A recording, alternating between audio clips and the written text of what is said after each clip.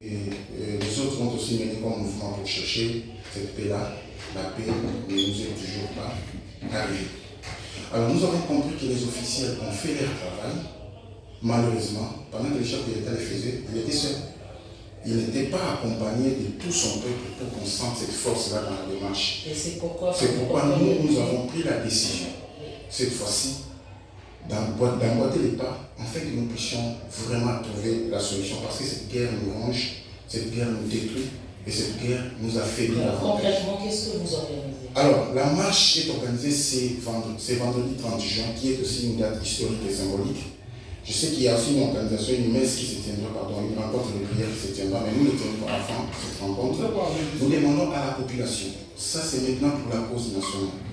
Ça n'a aucune couleur politique, ça ne dépend ni de l'opposition, ni du pouvoir, ni de la société civile, mais de tous les Congolais. 26 ans de guerre, 26 ans d'atrocité, 26 ans de souffrance, 26 ans d'immigration, c'est assez. Nous devons nous lever, tous comme un seul homme, pour bouter l'ennemi hors de notre territoire. Comme on a constaté que dans cette guerre, il y a une complicité de la communauté internationale, nous nous sommes dit ceci. Nous voulons leur dire que nous commençons à perdre patience et que nous commençons à leur donner maintenant un ultimatum. Au-delà de ça, je pense que nous serons obligés de leur demander de quitter notre territoire. Mais qu'est-ce que vous comptez faire le 30 juin? Alors, nous appelons toute la population à descendre dans la rue. Nous marcherons avec des banderoles sur lesquelles nous inscrivons clairement que dépasser la date du 20 juillet, si nous ne récupérons pas tous nos territoires occupés par les Rwandais et l'Ouganda avec leurs complices, nous demanderons aux institutions des Nations Unies qui devaient nous aider à régler ces problèmes et l'Union européenne de quitter notre territoire. Et nous demanderons aux officiels. À Kinshasa, nous avons 4 points à partir desquels partiront les gens pour cheminer vers les palais du peuple. Ça sera à Kitambo pour tous les gens de Lukunga. Pour ceux qui sont à Funa, ils vont se rencontrer à Rompe-Mola et Rompe-Victoire. Ils vont tous venir vers les palais du peuple. Tous ceux de Tchango et moi, nous vont partir de la place de l'échangeur vers les palais du peuple. Et côté Gombe et Lingwala et toutes les autres communes partiront vers le peuple. Nous avons écrit à toutes les autorités, au gouverneur, au ministre de l'Intérieur, au commissaire général de la police, à la maire, à la présidence, au Sénat, à l'Assemblée nationale. Alors, la même marche, nous organisons aussi le 8 juillet ici à Paris. Nous partirons de la gare de Lyon, gare du Nord, jusqu'à la place de la République avec des banderoles portant le même message.